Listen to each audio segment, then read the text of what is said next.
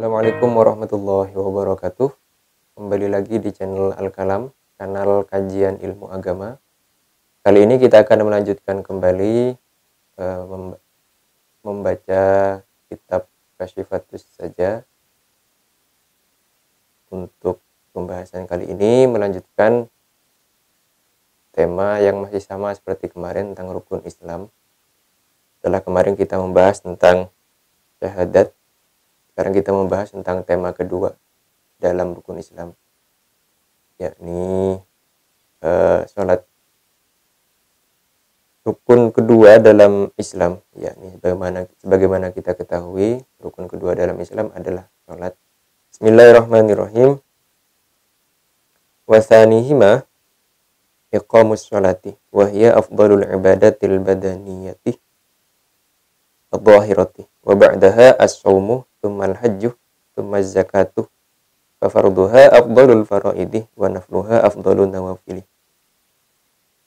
Rukun Islam yang kedua adalah sholat atau mendirikan sholat. Ini teksnya.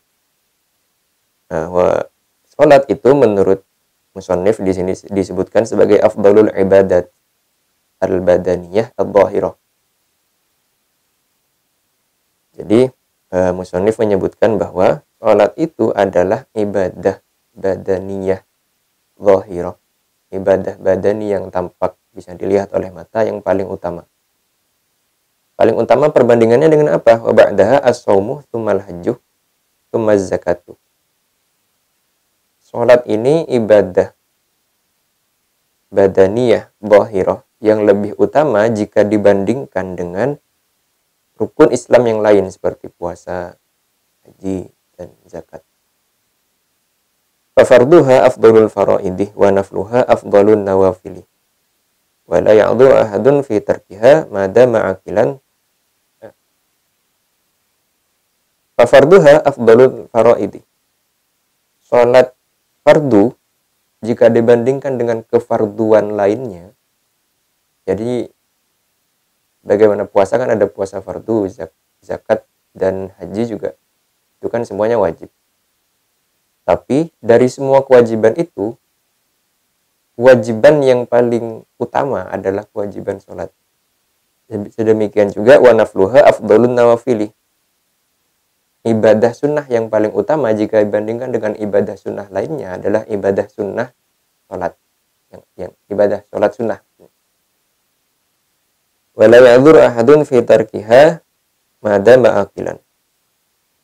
Seseorang selama dia masih bisa menggunakan akalnya, selama akalnya masih berfungsi, selama masih bisa membedakan mana yang baik buruk, ya artinya meskipun badannya itu tidak berfungsi secara maksimal, entah itu ada cacat atau sebagainya yang sifatnya badani, itu dia masih mendapat kewajiban sholat. Artinya tidak ada uzur kecuali akalnya memang sudah tidak berfungsi. Tidak ada uzur untuk meninggalkan sholat kecuali akalnya memang sudah tidak berfungsi. Wa amal ibadatul badaniyatu al-qalbiyatu al-imani. Wa amal ibadatul badaniyatu al-qalbiyatu kal-imani wal ma'rifati wat tafakkuri wat tawakkuli was sabri war raja'i war ridha bil qada'i wal qadri wa mahabbatillahi ta'ala wa taubati wa tatahhuri minar rada'ili. Nah, tadi musannif mengklasifikasikan bahwa ibadah badaniyah itu ada kalanya yang dhahirah. Nah, sekarang beliau melanjutkan bahwa ada ibadah badaniyah yang sifatnya qalbiyah. Ada yang sifatnya dhahirah, tampak, artinya itu dilakukan benar-benar oleh badan secara zahir, tapi ada juga yang dilakukan secara qalbiyah, secara hati. Ya, tidak bisa dilihat secara kasat mata. Apa saja? Contohnya di sini ada iman, ma'rifah, tafakkur, berpikir tentang ayat-ayat Allah misalnya. Wat tawakkuli dan tawakal, was sabri, sabar, war raja'i, raja atau berharap, war ridha,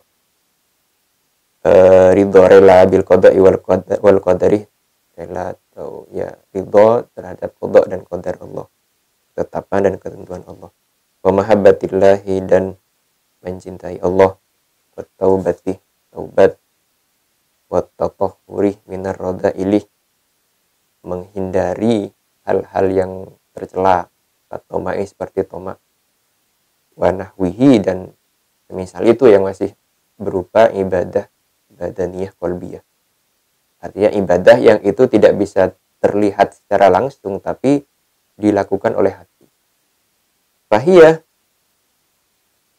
afdaluh minal ibadatil badaniyati al-zahirati hatta minas sholat.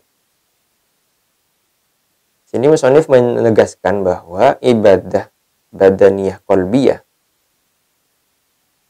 yang merupakan pembagian lain dari ibadah badaniyah zahirah itu lebih utama nilainya. Ibadah badaniyah qalbiyah itu lebih utama nilainya dibandingkan dengan ibadah badaniyah zahirah.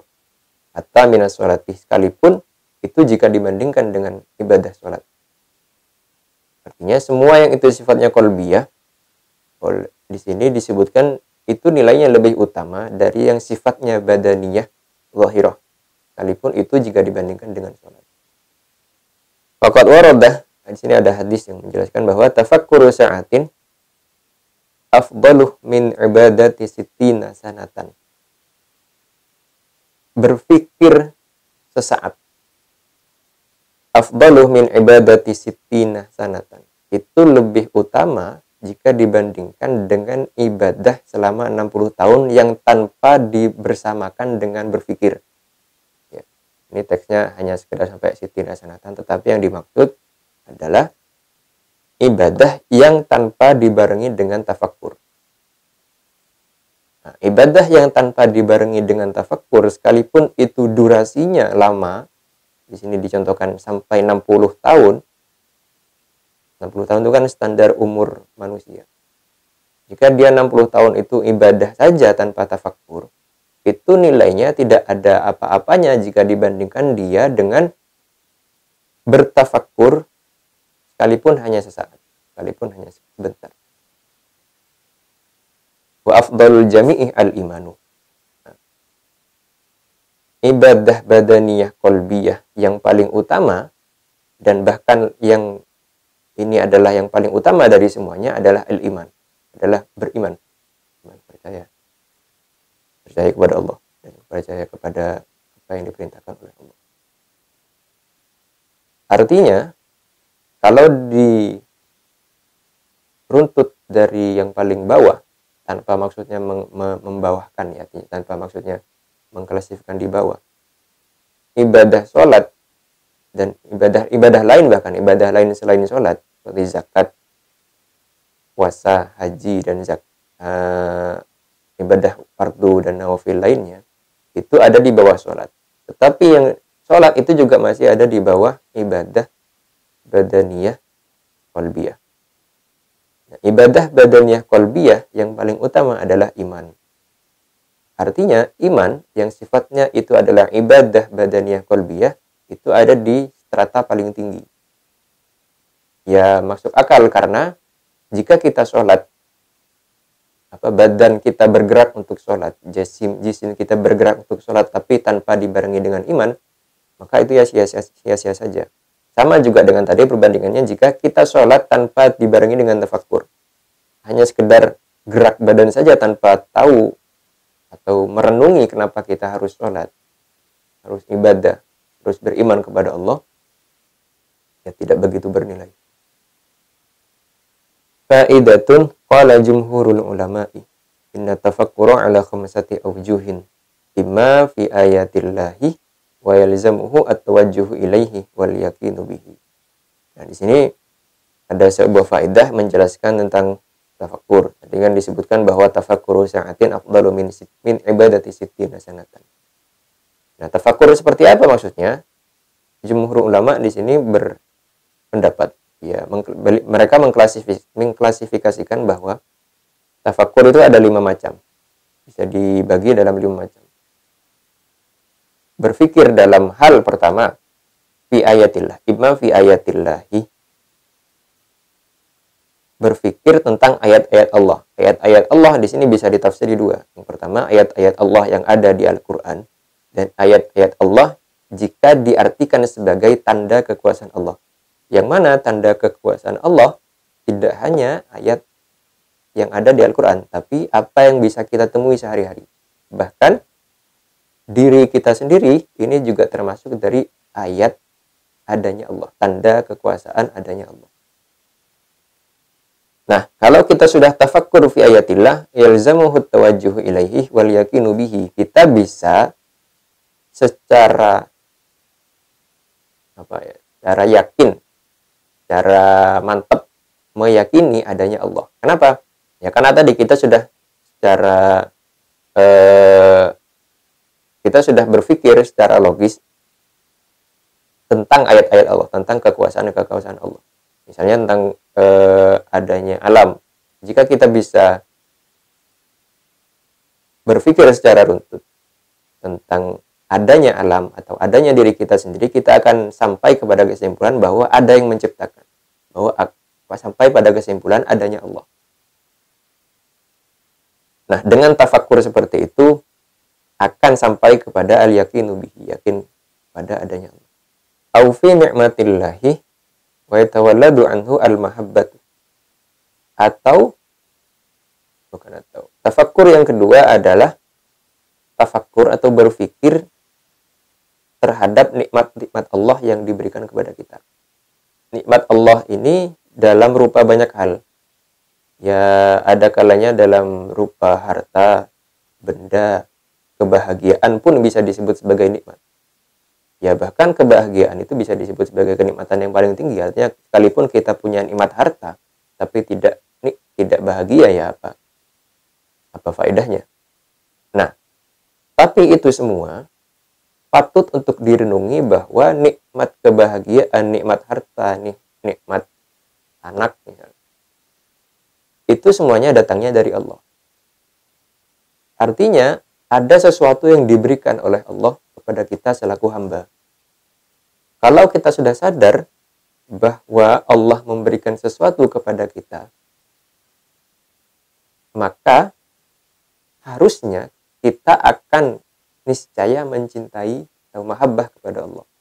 Ada rasa sayang, ada rasa kasih untuk selalu beribadah tanpa pun diminta kepada zat yang selalu memberi kepada kita. Mungkin kita tidak banyak sadar bahwa kita bisa bernafas saja, yang itu mungkin kita tidak menyadari itu adalah nikmat. Itu sebenarnya nikmat terbesar dari Allah, salah satunya.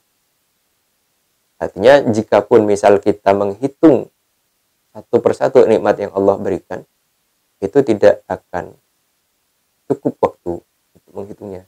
Artinya, nikmat yang Allah berikan kepada kita, jika kita tafakurkan, itu seharusnya sebanding lurus dengan mahabbah kita kepada Allah.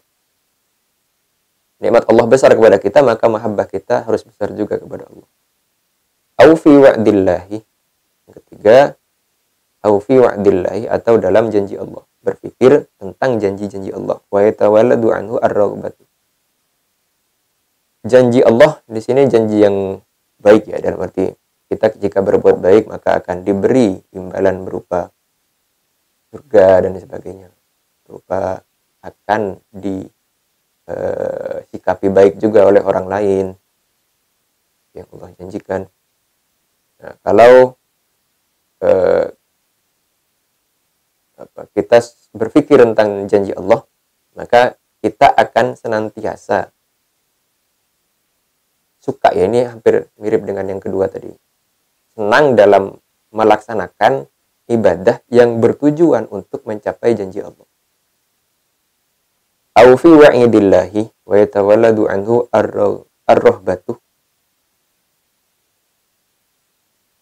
Yang keempat, berpikir atau tafakkur tentang ancaman yang Allah akan berikan kepada kita jika kita melakukan pelanggaran-pelanggarannya. Kalau kita bertafakkur tentang ancaman Allah, ya tentu kita akan ada rasa takut. Takut apa? Takut mendapat ancaman Allah. Takut misal kita melakukan kemaksiatan yang itu diancam oleh Allah akan dimasukkan ke neraka, maka kita akan takut melakukan kemaksiatan karena hal itu. Atau fi taqsirin nafsi anit ta'ati wa yatawalladu anhu al-haya'u bil fathi wal maddi wa huwa al-inqibadu wal inziwa. Yang kelima adalah fi taqsirin nafsi, tafakkur dalam fi taqsirin nafsi anit ta'ati, dalam usaha kita yang tidak maksimal dalam hal ketaatan. Artinya kita sudah diberi nikmat oleh Allah hidup atau beraktivitas sekian lama. Tetapi dari umur yang bisa kita maksimalkan untuk taat kepada Allah, kita hanya gunakan sebagian kecilnya saja. Nah, itu perlu difikirkan. Kenapa? Kalau kita sadar bahwa umur yang Allah berikan kepada kita itu adalah nikmat, tetapi kemudian tidak kita manfaatkan, harusnya kita sebagai hamba merasa malu. Merasa malu kenapa? Ya kita sudah sekian banyaknya dikasih nikmat tapi tidak ada rasa terima kasih, kan sepatutnya kita malu. Nah, kalau sudah malu, harusnya nanti ibadahnya atau ketaatannya meningkat. Nah, itu yang 5 hal ini yang perlu dipikirkan dalam-dalam. Pertama tadi ayatullah, yang kedua nikmat Allah, yang ketiga janji Allah, yang keempat ancaman Allah, dan yang kelima tentang memaksimalkan ketaatan. Qala Ahmadu banu Atha'illahi min alamati mautil qalbi adamul huzni ala ma fataka min at-ta'ati wa tarkun nadbi ala ma fa'altahu min wujudiz zalati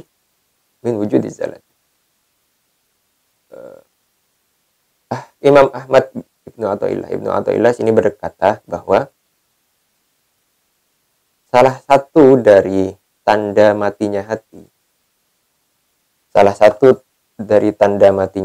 adalah adamul huzni ala ma fataka minat ta'ati. Tiadanya rasa sedih, tiadanya rasa kecewa ala ma fataka minat ta'ati, dari ketaatan yang tidak kita lakukan.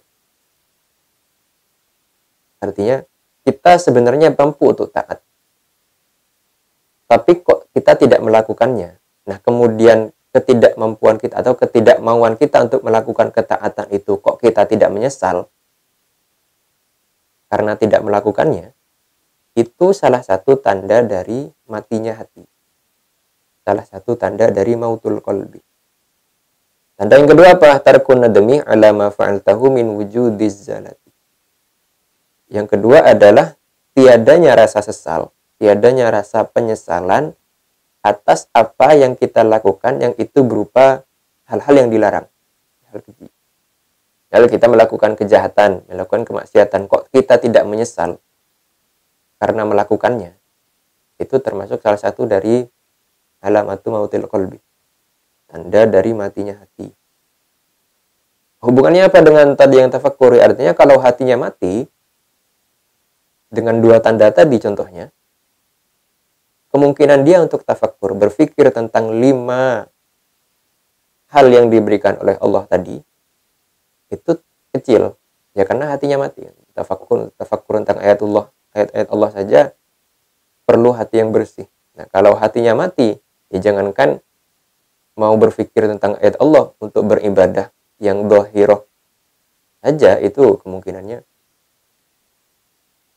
berat. Jadi jangan sampai hati kita mati. Wa qala aidan al-huznu ala fuqdani ta'ati fil halih ma'a adamin nuhudi ay al-irtifa'i ilaiha fil mustaqbali min alamatil ightirar. Kita kok merasa sedih karena tidak melakukan ketaatan saat ini. Misal sekarang kita nggak taat, terus kita sedih. Tapi di saat bersamaan kita tidak ada niatan untuk melakukan ketaatan yang kita sesali. Misal sekarang kita nggak sholat, na'udzubillah. Misal sekarang kita nggak sholat atau sekarang kita nggak puasa. Kita nyesel nggak puasa dan nggak sholat. Tapi juga nggak ada motivasi untuk melakukannya, untuk menutupnya. Misal di nanti misal nggak ada motivasi untuk menembel apa yang kita tinggalkan. Cuman nyesel saja. Ya itu termasuk dari salah satu tanda matinya hati. Artinya harus harus berbarengan antara kita nyesel melakukan kemaksiatan dan ada motivasi untuk tidak melakukan kemaksiatan itu di masa yang akan datang. Kalau hanya salah satu saja, nyesel tok, tapi di depan kok masih tetap ada motivasi untuk melakukannya, bukan untuk menghentikan kemaksiatan itu yang kita lakukan, yaitu min alamatil iqtirar. Salah satu tanda matinya hati. Wallahu a'lam bishawab. Mungkin itu dulu yang bisa kita sampaikan pada kesempatan kali ini. Sampai bertemu di kesempatan selanjutnya. Dari saya, wallahul muwaffiq ila aqwamit thoriq. Wassalamualaikum warahmatullahi wabarakatuh.